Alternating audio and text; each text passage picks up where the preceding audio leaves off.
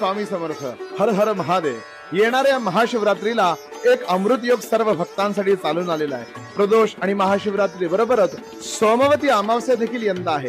जी अमावस्या सोमवारी येते त्या अमावस्येला सोमवती अमावस्या असं म्हणतात.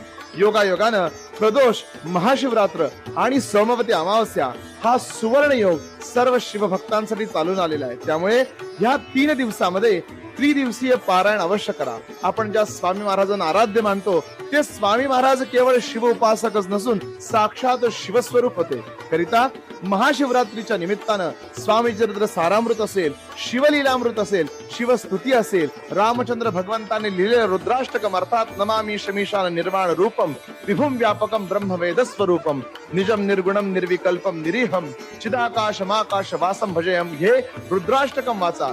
शंकराची जितकी उपासना या 3 दिवसामध्ये करता येईल तितकी करा. ह्याच